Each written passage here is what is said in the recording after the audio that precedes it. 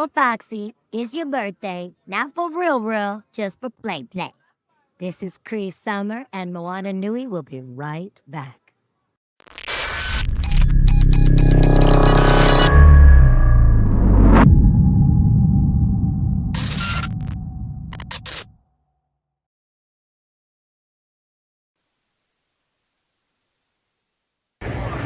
Hello, everyone. Welcome to the Moana Nui Podcast. We are here at Dreamhack Atlanta, and we are here with our next interview. We have IGDA.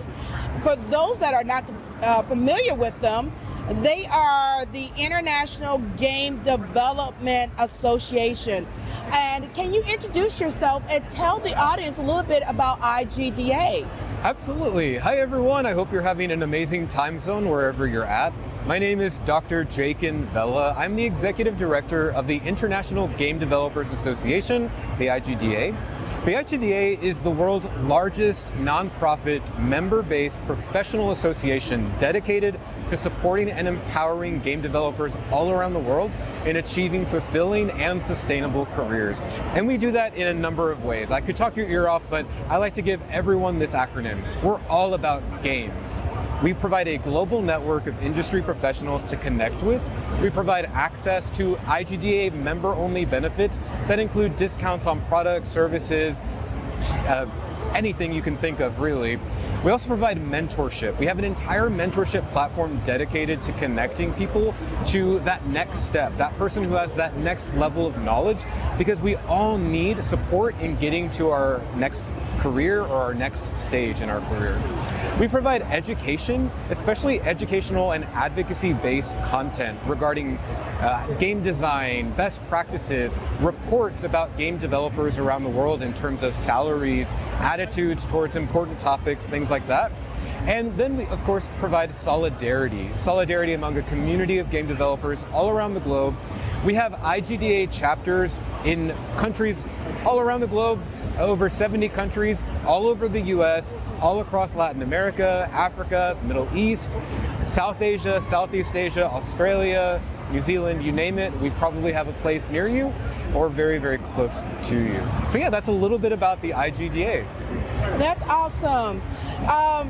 Earlier, you were talking about that your organization is focusing on those communities that don't have readily access or are aware of the opportunities that you can get into gaming and the technology world. Can you talk about that, and also letting those that are watching, how can they get connected to you to bring you into their communities? Such an amazing question. So as a global organization and nonprofit association, we are really, really dedicated to empowering especially underrepresented communities. I myself am from various underrepresented communities, Latino, LGBTQ. So what we do at IGDA is we support in a variety of ways. The first way I have to say is community. So as I mentioned before, we provide solidarity among community of developers. We actually have special interest groups at IGDA to support developers of various disciplines, of various affinities and identities. We have women in games, Black in games, Latinx, Chinese in games, Muslims in games. We have indigenous advocacy in games. So many groups where people can find community with their particular affinity or identity. But we also have communities of engineering, design, production, where within those communities you can also find resources, people who are like you or who share similar identities as you. And so yeah, so communities are our biggest thing. But we also do conferences and events that highlight and spotlight the voices of underrepresented communities as well. One of our biggest events is called Pathfindings. Pathfindings is our online virtual conference that showcases the amazing work game developers all around the world are doing, but we particularly focus developers who are in emerging markets or emerging economies, and that's all across Latin America, across Africa, the Middle East, across South Asia, Southeast Asia, and indigenous populations around the world. And in those conferences, we highlight speakers' experience, we highlight the work that they're doing, the titles that they're working on, the amazing stories that they have about leading their studios during challenges or hardship.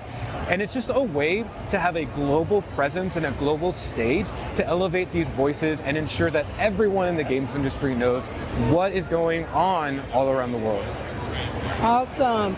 Now, how can your organization and some of the other organizations that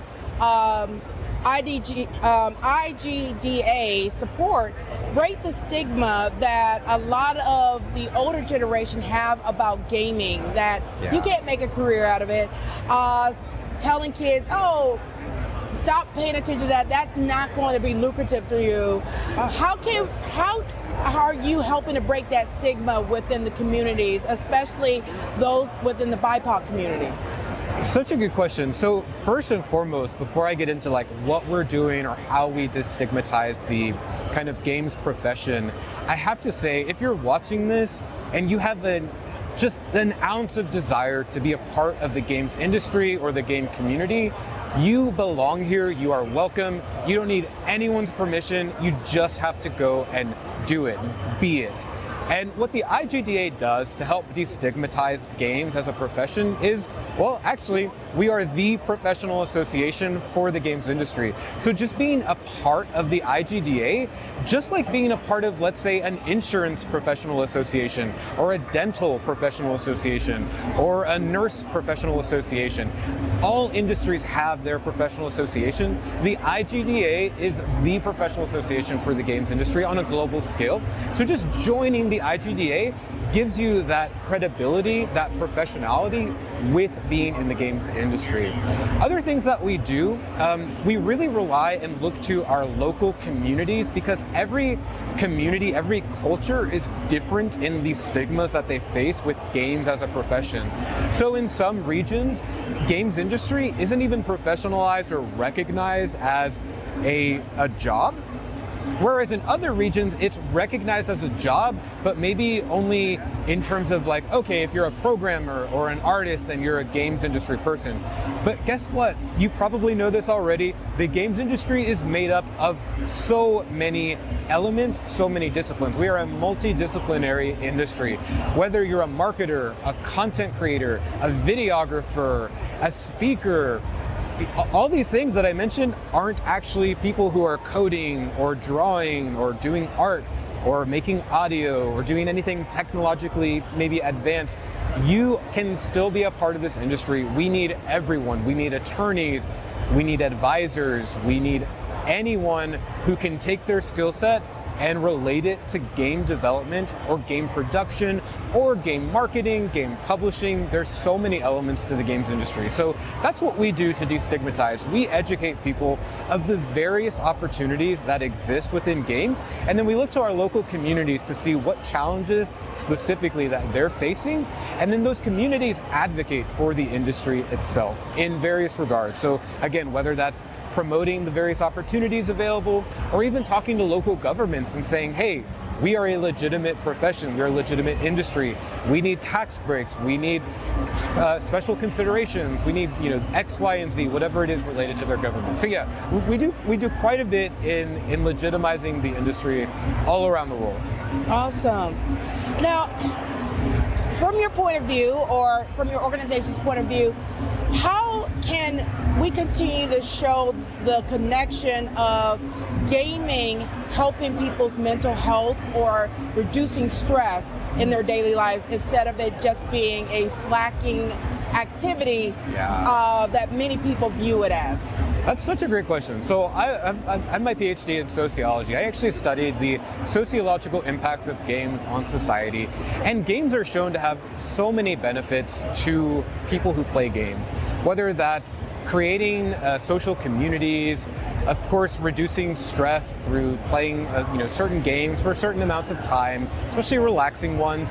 Absolutely, games have a positive impact on life. In fact, my research focuses on games helping build communities for often stigmatized or underrepresented folks. So particularly in the LGBTQ community, games serve as an amazing way to counteract what is called minority stress. So stress, we all have stress. We have, financial stress, relationship stress, etc., health stress. Everyone faces like that general form of stress in one way or another. But folks with underrepresented identities or marginalized identities or even stigmatized identities have another layer of stress called minority stress, where stressors are focused on things like identity disclosure or fear of facing prejudice or fear of not belonging in certain aspects, things like that. So that compounds the already large stress that most of us feel. Games serve as a medium, as a channel to not only explore your identity, to not only see positive representations of your identity, but to also connect with other people on various levels regarding your identity or related to your identity and make meaningful and long-lasting and impactful relationships. So my research specifically focuses on online communities, especially in games like LGBT guilds or guilds of really any community regarding an underrepresented identity. That community can really help people feel included. A sense of belonging is linked to better health, better mental health, better physical health. That's actually where my research focuses on. So yeah, games and health, totally related. Games and mental health, absolutely related. The IGDA does some work in this regard, but there is an organization that focuses specifically on mental health in the games industry called Take This. Highly recommend it. They're great partners of IGDA, and we're always promoting Take This. Awesome, that's great to know. Another, it seems like a roadblock, especially with communities that have minimum access and things like that, is the affordability to be able to get into gaming or even to go to school for gaming. What advice or recommendations you can give to the youth in the community or those in the community that is trying to build up the youth to get into the technology and the gaming field, of how we can make it more accessible to them? Amazing. Yeah, democratizing the industry or getting access to the games industry as a professional in games is one of my biggest passions, and it's actually why I do the work I do at IGDA. Part of our mission is really ensuring that democratization of game development. Today is really the best day to be alive and interested in game development. There are so many tools online that are free, easily accessible, that you can really jumpstart your career in games by just tinkering around. There are schools, there are classes, there are courses, but oftentimes those are extremely expensive, completely inaccessible to folks, especially if you live in a country where the currency exchange rate is outrageous. So my advice to you is don't lose hope. Find communities and find resources that are readily available to help you. Unfortunately, oftentimes these resources are only in one language. So if you can find folks who are able to translate aspects or find organizations that are translating things from one language to another, that can be a big help. English is oftentimes like the primary language, especially in like the North America and the Western world. But oftentimes you'll see things translated by community members. We do our best to translate our resources and rely on our communities to help us with that, because we're a volunteer-led community. The IGDA at igda.org, we have tons of free material that you can access to learn how to become a professional game developer or to get into the industry. Our YouTube has tons of videos from game design best practices to localization, which is like a form of translation in games or culturalizing games to fit particular regions more fitting. You can go to our YouTube and look at all of the videos that we have. There's so many resources out there. Please don't feel like you need to invest thousands upon thousands of dollars just to learn the basics or just to get in the door. You don't. You can join the IGDA, you can join a local IGDA chapter and then get into the industry that way. And in fact, that's how a lot of people credit their introduction to the games industry, because we pride ourselves in being accessible to the entire globe. We have localized or regionalized membership pricing. And for most professional associations, you might find that they charge hundreds of dollars to join per year. That is not us. Our typical price starts at $60 US, but that's our typical price. So if you can afford it, awesome. If you can't, we have hardship pricing, student pricing, localized or regionalized pricing, so that $60 US is maybe more like $10 US in other countries or $9 US in other countries. Our goal is to make sure you can get into the door of game development, you can connect to the industry legends who are a part of IGDA and have been for 30 plus years. And yeah, so that's what we do, and that's my advice to you is don't overspend. Start with the free resources. There's so many. You have free engines you can download if you have access to a computer. If not, go to a local library if you have access to that. Play around with the tools that are available online. And remember, games don't have to be electronic. You can create board games. You can prototype card games on pen and paper.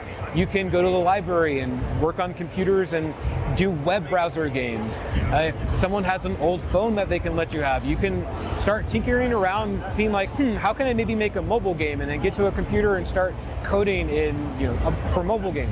Whatever you do, you don't have to spend lots of money to start. That's for sure. That's awesome to hear. So for those that are interested in becoming a member, what is the best way to be able to join IGDA? Yeah, so if you want to become a part of the IGDA community, the IGDA family, you can just go to igda.org. That's I as in international, G as in game, D as in developer, A as in association.org, O-R-G. And there's a big join now button. And if you have problems or if you're facing financial hardship, if you recently got laid off, right now the industry is going through a really volatile period. We do have resources to provide free memberships to qualified individuals depending on their circumstances. And we'll have that information on our website as well for you to look and see if you want to join. We are an adult organization, so you do have to be a legal adult wherever you are. So in the US, that legal adult age is 18 years of age. In other areas, that might be 17 or 16, but that is our only requirement. Since we are a global organization, we do require that. To join officially, you have to be adult. However, many of our local chapters will do events like game jams or info sessions or about the games industry. And oftentimes those will be open and available to people of all age. But if you're underage, you'll just need to bring a parent with you to those events. Okay, great. So for the companies that are out there that is hearing this and getting excited and want to be part, how can they partner with IGDA to help bring the accessibility more to the communities that are lacking the resources? Yeah, so as a nonprofit association, we really keep our membership revenue, our membership pricing down so that we are accessible, and we really lean on that partnership support, the corporate sponsorships, etc. Like many nonprofit associations, we have a variety of ways to partner. If a company doesn't necessarily have finances to just necessarily sponsor or fund an event or an initiative at the IGDA, we can do something like a joint event, a joint collaboration, a joint initiative. These can look like game jams, they can look like showcases. We're actually doing indie showcases right now where we're featuring underrepresented indie developers and their games. So we're doing a queer indie showcase and a women indie showcase for this year, where we're partnering with streamers and content creators to stream an indie game that's like made by a women-led team or a queer-led team, LGBTQ-led team, and then getting them on screen together so that they can engage, talk to each other while they play the game, and then just getting more exposure and visibility for those indie developers. So again, we can work in a variety of ways with partners. We just ask for, flexibility and a commitment to diversity and inclusion. Very nice. Along with video games, a lot of them, with their characters, they need voiceovers. Mm-hmm. For those that are voice actors or do voiceovers, how's a great way to connect with IGDA and the developers to offer their talents to help make their games, or even tutorial videos that you need a narrator? That is such a great question, too. All these great questions. So we actually just recently started a voiceover and voice actor special interest group. So I mentioned before in one of the previous questions, we have lots of groups like Women in Games, LGBTQ, Black in Games, etc. We also have discipline-focused groups like engineering, design, and one of those disciplines is actually voiceover and voice acting in games. And so I think the best or easiest way to get involved with IGDA from that angle is just to join, become a member, and join that special interest group, get connected with other voice actors in the network. And we recently held a webinar with a representative from SAG-AFTRA, which is one of the unions that represents various entertainers and voice actors. And they actually helped us explain some new unionization policy coming out to support voice actors and indie developers so that they can work together. So if you're a unionized voice actor, you can still work with indie devs, even though they don't have the necessary budget to pay that voice actor what the union would require. There are some ways we can go around that so that the voice actor still gets paid, and if the indie game blows up, that voice actor will get paid what they would have gotten paid had that indie developer been like a AAA developer and having to pay certain rates. So we are all about ensuring equal pay, fair pay. So if you're a voice actor wanting to get connected to the developers, join IGDA, join the voice actors or voiceover SIG, and get connected with our developers in that way. Very awesome. And for those that may have questions about IGDA or even questions about trying to develop a community in their area because there's not one yet, what is the best way to reach out to IGDA to ask questions and get information on how to develop more communities? Love it. I love this question so much. So for general inquiries, you can reach out to info@igda.org. That's I-N as in Nancy, F as in Frank, O as in Oscar, at igda.org. And that's for any general inquiry, whether you have a question about a program, an event we're running, you're looking to join, but you have questions about the benefits, anything like that, and we'll respond within 1 to 2 business days. If you're like ready to start a local community like tomorrow, definitely reach out. You can reach us at info or community@igda.org, and we'll actually get you set up with all that you need to run that community. We'll do an interview with you, understand the local ecosystem, the local needs of your community, and how we can support the start of an IGDA chapter in your region. But yeah, we're easily accessible via email, and we also have contact forms on our website, but you can just email us directly. Okay. And our final question is, for those that are watching and they want to connect and also follow and learn about upcoming events, where can they find you on social media to be able to follow and engage with you on social media? Yeah, perfect. So our director of operations and events runs our social media, and they are amazing at hosting nearly every day. So you can find us on Twitter or X, whichever you prefer to call it, with the hashtag, or not hashtag, the @IGDA. And if it's not IGDA, it's @IGDA HQ. Since we're a global organization and we have lots of IGDA chapters, you'll often find IGDA, Atlanta, IGDA Dallas on Twitter, things like that. But we are usually just the IGDA, or IGDA HQ, depending on the platform. We're on Facebook, we're on Twitter X, we're on just recently getting onto TikTok. We're a little late to that one.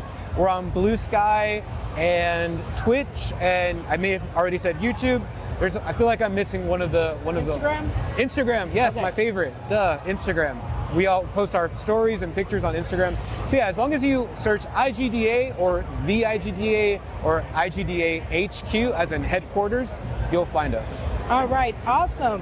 Well, thank you so much for your time and interviewing with us at the Moana Nui Podcast. For those that are watching, continue to engage and watch all of our interviews and content for Dreamhack Atlanta. Also go to Dreamhack social media to learn about upcoming dream hacks that are coming up this year. It is a global convention. So it's here in Atlanta. They also have it in Dallas and in other countries also. So that way you can also come here and take this all in after getting your curiosity spiked with these interviews and all the content you're seeing from this weekend. Once again, thank you so much for your time. And everyone, see you soon on our next episode for our next interview and our content this weekend. Thank you so much. Thanks, everyone.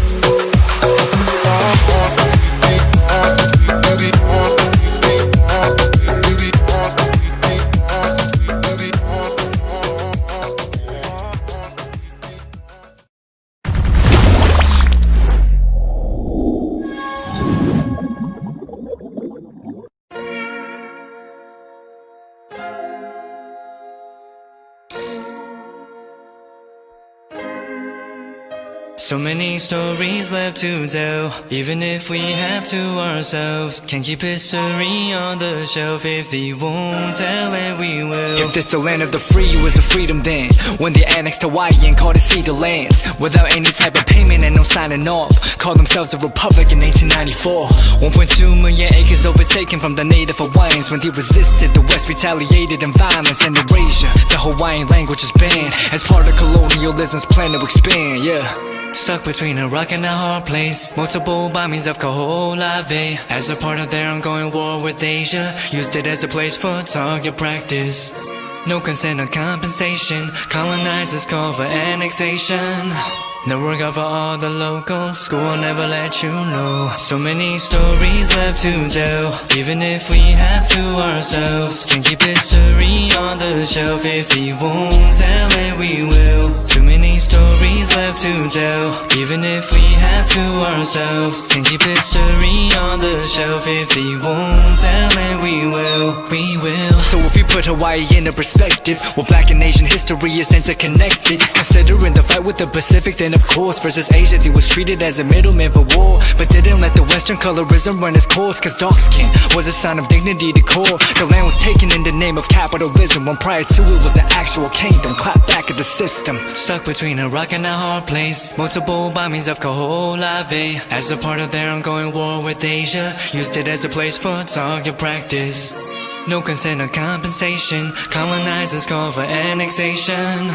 No work out for all the locals. School will never let you know. So many stories left to tell, even if we have to ourselves. Can keep history on the shelf. If they won't tell it, we will. Too many stories left to tell, even if we have to ourselves. Can keep history on the shelf. If they won't tell it, we will. So many stories left to tell, even if we have to ourselves. Can keep history on the shelf. If they won't tell it, we will. Too many stories left to tell, even if we have to ourselves. Can keep history on the shelf. If they won't tell it, we